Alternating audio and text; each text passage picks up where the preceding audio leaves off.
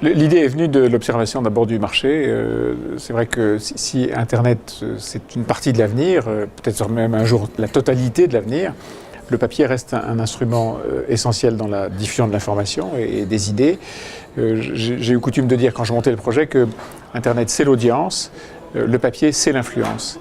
Et ce qu'on voit se produire depuis maintenant presque 9 mois que l'opinion et l'opinion.fr ont été lancés, c'est qu'en effet, le papier a eu une influence déterminante dans l'installation de la marque, ce qui est évidemment un enjeu important, à installer une nouvelle marque média, à installer de nouveaux réflexes de lecture, de consultation, de visite des sites. Le papier a eu une influence considérable, même si effectivement l'audience d'Internet est un gros porteur de diffusion de nos idées.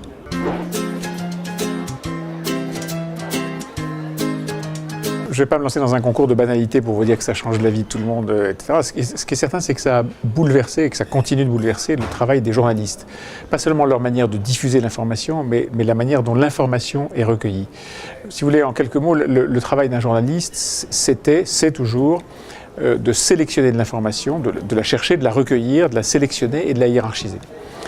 Aujourd'hui, avec un téléphone portable, vous pouvez trouver de l'information n'importe où. Si, en sortant de cet immeuble, on est témoin d'un événement important, les premières informations, elles ne seront pas transmises par un journaliste, mais par un téléphone portable, un tweet, une photo, un Instagram, que sais-je encore. Donc cette fonction-là a disparu. En tout cas, elle n'est plus le monopole des journalistes. Même chose pour la sélection. Des robots sélectionnent. Google sélectionne pour vous. Facebook et vos amis sélectionnent pour vous. Et la hiérarchisation, qui est la dernière fonction la plus importante du journaliste, c'est-à-dire le fait de dire cette information-là, elle est plus importante que celle-là, et voilà pourquoi je vous la livre, et voilà pourquoi je lui donne du sens, tout ça aussi a été perturbé, bouleversé, et retiré au entre guillemets, monopole des journalistes. Donc, en dehors du fait que ça bouleverse la vie de tout le monde, que ça l'a fait évoluer, je pense, dans un bon sens, c'est vrai que notre métier a été triplement et profondément impacté.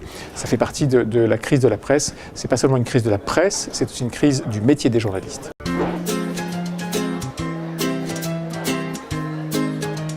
Alors, ce qui est certain, c'est que, comme je vous l'expliquais sur le fait qu'on s'est fait, nous, journalistes, un petit peu déposséder de notre monopole de la fonction de transmission de l'information et du sens qu'on peut donner à une information, le social est en tout cas un des enjeux de ce qui peut se diffuser comme information.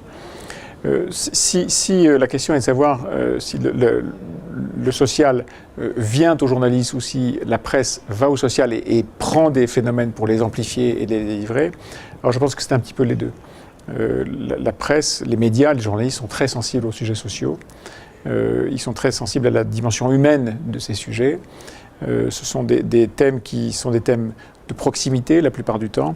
Et donc ce sont des thèmes qui sont toujours très tentants pour un journaliste, difficiles à traiter et surtout pour les sources, c'est-à-dire pour le cercle Humania, des thématiques et des sujets qui sont, comme on dit en mauvais franglais, touchy. C'est compliqué pour vous de communiquer, c'est compliqué de faire passer vos messages. C'est une des raisons pour lesquelles moi je suis heureux d'être dans ce cercle ce soir, c'est essayer de voir avec vous votre vision de la presse, mais aussi la manière dont nous, journalistes, nous pouvons nous intéresser à ce que vous voyez, ce que vous pensez du social.